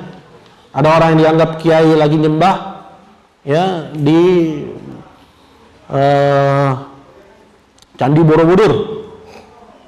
Ya, wajib bagi orang yang melihatnya dan mengetahui kebenarannya, meyakini kafirnya orang itu. Ada orang yang mengaku muslim lagi nyembah di pura, ya. Maka wajib bagi orang yang mengetahuinya dan meyakini benarnya informasi itu, meyakini kafirnya pelaku perbuatan itu. Ada orang yang mengatakan bahwa pernikahan sejenis itu halal, misalnya. Ya. Dia dengar atau dia ketahui melalui jalur yang benar, maka wajib bagi orang yang mengetahuinya untuk meyakini. Kita katakan meyakini. Karena bab tasrih, permasalahan melontarkan, ya, ini kaitannya dengan maslahat, ya, kaitannya dengan maslahat. Kalau dia mampu, ya, tauhidnya kuat, ya, maka tidak mengapa, ya. Artinya dia siap menanggung, ya, semua konsekuensinya. Berdasarkan ayat yang tadi kita baca. Fa in tawallaw faqul ishhadu bi anna muslimun. Apabila mereka berpaling dari la ilaha illallah ini, setelah orang-orang Yahudi dan Kristen diajak kepada titik temu antara kita dan mereka. Apa itu? La ilaha illallah. Titik temu ini la ilaha illallah. Fa in tawallaw, kalau mereka berpaling, yang tidak mau ikut. Apa kata Allah? Faqul ishhadu. Bilang kepada mereka, saksikanlah. Ya, disuruh ngapain? Katakan. Saksikanlah. Bi anna muslimun, bahwa kami adalah orang-orang yang muslim, berserah diri. Artinya, kalau kita muslim, orang yang tidak menerima la ilaha illallah apa? Bahwa mereka kafir kepada Allah Azza wa Jalla. Nah, ini yang dilakukan oleh Ibrahim alaihissalam. Ya, dengan keberaniannya mendakwakan tauhid bukan kepada, ya, masyarakatnya, tapi juga kepada orang tua, yang juga kepada, ya, pimpinan negaranya. Dan itu dilakukan dan dilakoni oleh Ibrahim seorang diri. Jadi hadirin oleh Allah Subhanahu wa taala, masalah takfir adalah i'tiqad, keyakinan. Adapun melontarkan, ini kaitan dengan, ya, maslahat. Ya.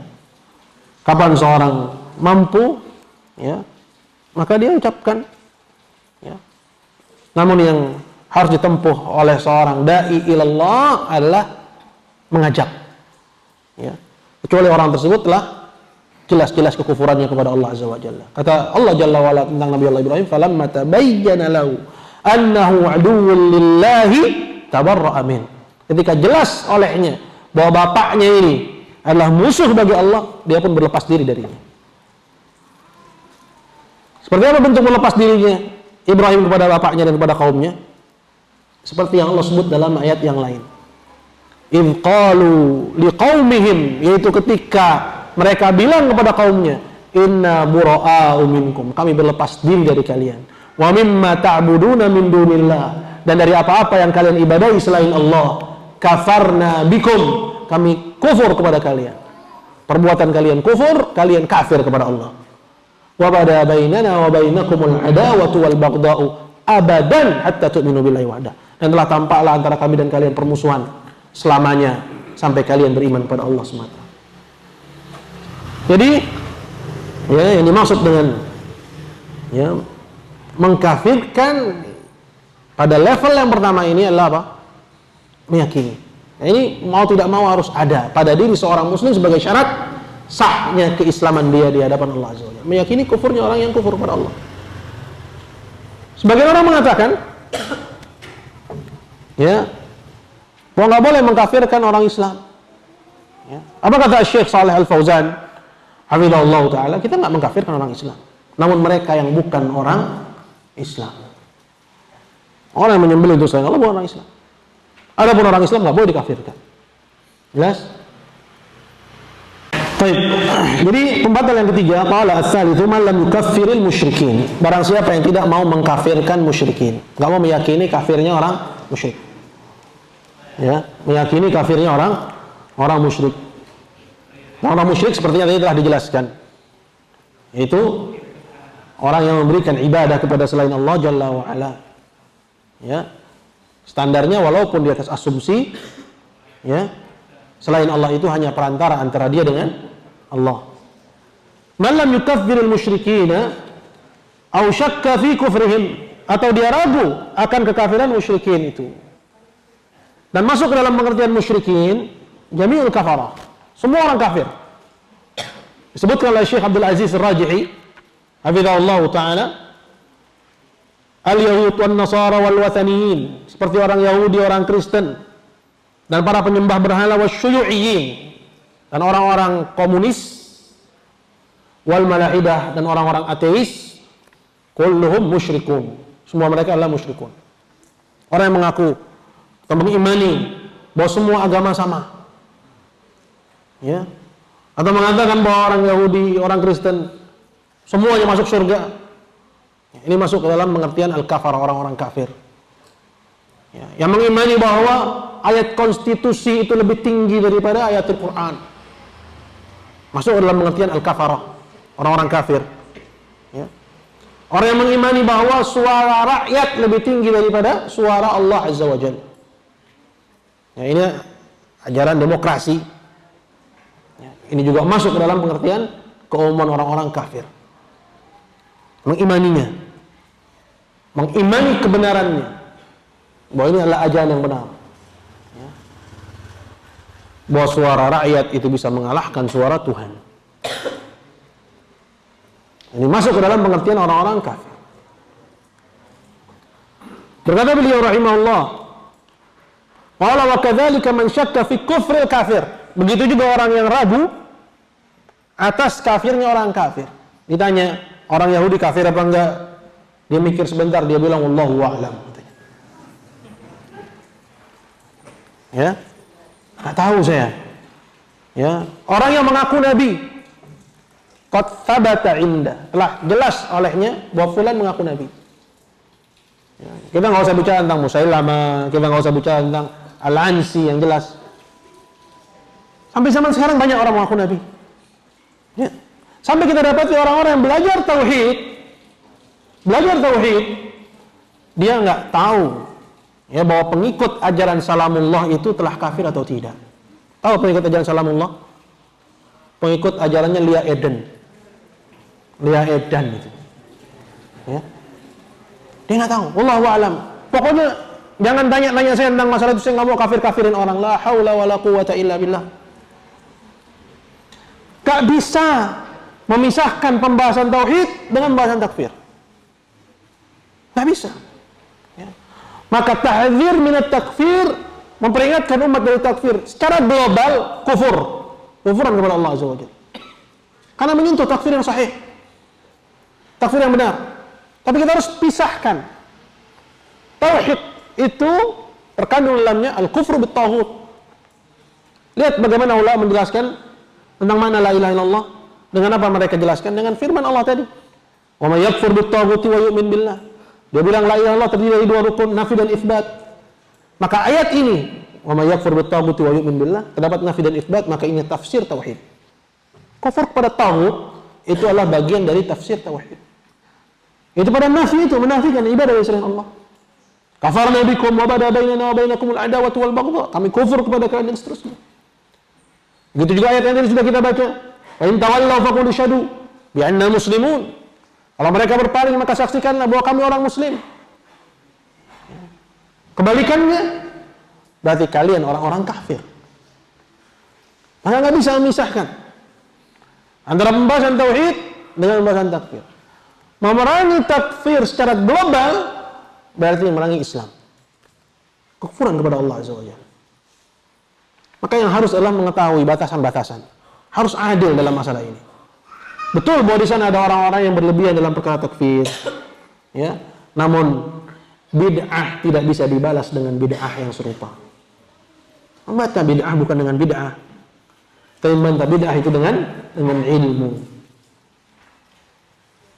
Maka melarang orang dan menjauhkan manusia dari mempelajari tauhid, mempelajari at-takfir, ini adalah bentuk membantah kebid'ahan dengan kebid'ahan waliyadzubillah. Jadi hadirin sekalian muliaan Allah Subhanahu, tidak mengkafirkan al-musyrikin.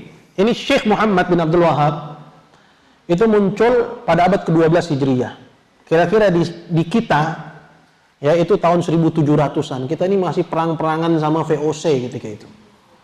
Ya, tahun 1700 masih ada Untung Suropati gitu. Gitu ya. Masa-masa itu Syekh Muhammad bin Abdul Wahab rahimahullah. Kira-kira di zaman itu udah ada nggak yang model-model orang yang mengatakan bahwa orang Kristen dan orang Yahudi itu bukan orang kafir? Coba antum gunakan nalar sedikit. Atau itu muncul ketika diusung oleh orang-orang liberal ini? Bahwa keyakinan bahwa orang Yahudi bukan orang kafir. Ya, orang Kristen itu bukan orang kafir. Ya. Itu populer di zaman sekarang. Ya. Kalaupun ada di zaman waktu itu, ya, penyebarannya tidak menyeluruh kepada, ya, banyak dari menyentuh semua lapisan dari kaum muslimin. Kalau begitu apa yang dimaksud dengan musyrikin di sini? Tidak mau mengkafirkan al-musyrikin. Jelasnya yang saya mau, ya. Yang dimaksud dengannya ghalabatul dzan, ya, dugaan besar adalah orang-orang yang melakukan syirik akbar dari mereka yang mengaku muslim. Kalau mengkafirkan mereka. Ya. Alasannya tadi. Kenapa? Karena bid'ah dan kekufuran mengatakan bahwa orang Yahudi Kristen itu bukan orang kafir, itu baru rame sekarang dari orang-orang liberal itu. Jadi ketika Syekh menulis ini, siapa yang dimaksud dengan kalimat musyrikin? Silakan bandingkan dengan risalah beliau yang lain, seperti misalnya Kasyfus Syubuhat. Ya, bagaimana beliau menyebut dengan istilah ulamaul musyrikin. Musyrikin disebut ulama. Ini ulama definisi untuk siapa? Orang yang berilmu dari kalangan siapa? Intinya wadah bahwa ketika Syekh menyebut ini, yang dimaksud adalah mereka yang melakukan syirik akbar dari orang-orang yang mengaku, kita sebut mengaku, ya, mengaku muslim. Karena ini nggak mungkin ketemu muslim musyrik, nggak ada itu. Kalau dia melakukan syirik akbar maka Islamnya hilang. Kalau ada padanya Islam maka hilang syirik akbarnya. Karena dia adalah dua kalimat la yajtami'an wa la yartafi'an. Tidak mungkin berkumpul keduanya pada diri seorang dan tidak mungkin hilang bersamaan dari diri seorang. Nggak ada orang di satu waktu dia muslim musyrik, nggak ada. Nggak ada kamus yang seperti itu. Dan nggak ada juga di satu waktu dia nggak disebut muslim, nggak juga disebut musyrik. Kita harus tahu itu.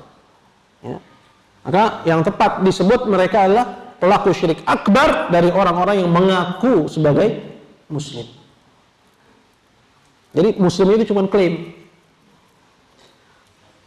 Au syakka fi kufrihim, atau ragu terhadap kekufuran mereka. Seperti tadi kita sebutkan. Dia nggak tahu. Ya, dia katakan Allahu a'lam. Apakah orang Kristen itu, ya, musyrik, kafir, ataukah bukan orang kafir? Syak. Berkaitan dengan ini saya ingin sampaikan, ya, seharusnya di depan tadi saya sampaikan bahwa kekufuran itu ada 4. Ya, ada 4 macam. Semua jenis kekufuran bermuara kepada 4 perkara ini. Yang pertama adalah i'tiqad, disebabkan karena keyakinan. Yang kedua disebabkan karena, ya, perbuatan. Dan yang ketiga disebabkan karena ucapan. Dan yang keempat disebabkan oleh karena keraguan. Nah, masing-masing ini, ya, kapan seorang terjatuh kepada salah satunya, nggak perlu ya 4-4-nya dulu baru kafir gitu. Tapi cukup dia misalnya jatuh kepada salah satunya, seperti misalnya mengingkari malaikat. Mengingkari malaikat. Malaikat itu nggak ada, itu cuma simbol kebenaran. Setan iblis itu nggak ada, itu cuma simbol kejahatan. Kafir dia. Dan nggak perlu ragu, nggak perlu tanya ulama. Ya, nggak perlu ragu, nggak perlu tanya ulama. Sama seperti misalnya ada orang mengatakan sholat 5 waktu tidak wajib. Ya, dan dia bukan orang gila. Ya, melakukannya dengan sadar dan tidak dalam kondisi dipaksa. Selesai sudah. Ya, mawani takfirnya. Mawani takfirnya selesai. Dia bukan orang gila, berarti balik, sehat akalnya. Kemudian, ya, dia tidak dipaksa, atau tidak di bawah tekanan. Kemudian yang ketiga, ya, dia melakukan, ya, kekufuran tersebut an qasdin an iradah, dengan maksud dan dengan keinginan. Maka tersebut kafir, batal Islamnya. Ya. Atau orang yang mengatakan bahwa ada Nabi salah Muhammad, ya, seperti misalnya dia mengklaim Mirza Ghulam Ahmad sebagai Nabi, maka tidak boleh seorang ketika itu ragu, ya, tak boleh dia ragu. Nah, kembali kepada pembahasan kita tadi bahwa kufur ada 4, i'tiqad, seperti meyakini ya, bahwa malaikat itu sebagai simbol kebenaran saja. Malaikat itu nggak ada. Walaupun dalam perkara yang lainnya dia mendatangkan sesuai yang diperintahkan Islam, tapi dalam perkara malaikat dia mengingkari, kafir. Seperti itu. Artinya nggak perlu dia mendatangkan empat-empatnya baru kafir. Ya, cukup salah satunya. Atau dalam perbuatan seperti as-sujud li ghairillah. Sujud kepada selain Allah, ibadah kepada selain Allah azza wa jalla. Ya. Maka tersebut kafar, walaupun dalam keyakinannya selamat dan yang lainnya selamat. Atau dalam ucapan dia mencaci Allah, dia memaki Allah. Ya. Atau dalam hal yang keempat yaitu asyad, yaitu keraguan. Ya, dia ragu tentang kebenaran syahadat la ilaha illallah. Ya, dia ragu akan kebenaran Islam, maka kafar. Au syakka fi kufrihim, atau dia ragu akan kufurannya orang kafir. Ragu akan kufurannya al-musyrikin. Ragu akan kufurannya al-malahida, orang-orang komunis. Ragu akan kufurannya asyuyu'iyyin, orang komunis, orang ateis. Ragu akan kufurannya orang yang beriman dengan sinkretisme agama. Semua agama sama. Ya, kita semua agama dari langit disebut dengan agama Ibrahimiyah. Semua adalah jalan yang benar menuju surganya Allah Subhanahu wa taala. Dia temu sama teman kampus yang model kayak begitu. Simpen dalam hati bahwa dia telah kafir, tapi ajak dia ke dalam Islam yang benar. Ya, bukan ente kafir panjol. Enggak dengan cara seperti itu. Kita belajar ini bukan untuk kafir-kafirin orang, tapi untuk mengetahui, oh dia telah kafir, selamatkan dia, gitu. Ya, beda antara orang yang melihat ada orang di pinggir laut sedang main-main air, sedang dengan orang yang melihat ada orang sedang diayun oleh ombak tsunami misalnya. Ya, kita melihat orang sudah hampir tenggelam nih, tolong. Ya. Tapi orang lain melihat bahwa ini enteng, ini bukan kufuran, dia lihat seperti orang itu sedang main-main air di pinggir kali. Enggak, kita melihat mereka sudah hampir tenggelam, ya, dalam kufuran, atau bahkan mereka sudah tenggelam dalam kufuran, waliyadzubillah. Seperti itu, ya. Au syakka fi kufrihim au sahhaha madzhabahum, atau menganggap benar mazhab mereka. Ya. Ajaran Yahudi benar. Ya. Ajaran Kristen benar. Ajaran musyrikin benar. Ya, mereka kan ijtihad. Ya, ijtihad dalam syirik akbar dapat pahala. Iya. Ya. Maka orang tersebut kafar. Dia telah kafir kepada Allah Subhanahu wa taala. Menganggap benar ajarannya orang-orang musyrikin. Ya, menganggap benar ajaran orang-orang kafir. Ini yang dimaksud dengan ausahhaha madhhabahum, atau benarkan mazhab mereka. Kata beliau, qala kafar, maka orang tersebut telah kafir kepada Allah Subhanahu wa taala. Baik, perhatikan apa yang dikatakan oleh Syekh Shalih Al-Fauzan hafizahullah taala di sini sebelum kita akhiri bahasan kita di sesi yang pertama ini. Kata beliau, hadhil mas'alatu khatiratun jiddan. Perkara ini bahaya sekali. Yaqa'u fiha katsirun minal muntasibin lil Islam. Banyak terjatuh dari orang-orang yang mengaku muslim ke dalamnya. Disebut muntasibun, orang yang ngaku muslim. Ya, karena orang yang sudah terjatuh kepada kesyirikan enggak bisa lagi disebut muslim. Ya. Jadi ibaratnya daqiqah. Ya. Redaksinya sangat jeli sekali. Yaqa'u katsirun minal muntasibin lil Islam. Man lam yukaffir al-musyrikin, yaitu pembahasan tidak mau mengkafirkan orang kafir. Qala yaqulu ana alhamdulillah ma indi syirk. Dia bilang, aku alhamdulillah aku enggak menyekutukan Allah, walakin an-nas la ukaffiruhum. Tapi aku enggak mau mengkafirkan orang-orang. Lihat, kelihatannya apik, kelihatannya santun, padahal sungguhnya dia itu iblis al-la'in, tidak tahu apa itu tauhid, waliyadzubillah. Kenapa? Karena perhatikan apa yang dikata Syekh selanjutnya, qala naqulu lahu, kita bilang kepada dia, anta ma araftad din, kamu ini enggak ngerti agama. Ma araftad din, yajibu an tukaffiru man kaffarahu Allah. Wajib olehmu untuk mengkafirkan siapa saja yang dikafirkan oleh Allah. Ya. Wa man asyraka billahi azza wa jalla, dan orang-orang yang menyekutukan Allah azza wa jalla, wa tatabarra'a min kama tabarra'a Ibrahim min abi wa qaumihi. Dan wajib bagimu untuk berlepas diri dari mereka sebagaimana Ibrahim berlepas diri dari bapaknya dan juga dari kaumnya. Jelas? Jadi ya, ada orang mungkin merasa bahwa dirinya sudah mentauhidkan Allah, kemudian dia pengen ya udahlah, yang penting kita udah selamat, nggak usah ngafirin orang. Ini kemakan ya syubhatnya orang-orang yang ya tidak mengenal at-tauhid, mau mengkafirkan orang. Betul bahwa orang muslim nggak boleh dikafirkan, seperti kata Syekh Shalih Al-Fauzan. Namun apa kata Syekh? Mereka itu bukan orang Islam, merekanya yang bukan orang Islam. Jadi hadirin mulia Allah Subhanahu wa taala, wajib bagi kita untuk mengkafirkan orang-orang yang dikafirkan oleh Allah Subhanahu wa taala. Wallahu taala a'la wa a'lam. Mungkin ini saja untuk sesi yang pertama. Kalau ada yang ingin ditanyakan, maka insyaallah kita silahkan kepada hadirin. Fadhlu barakallahu fiik.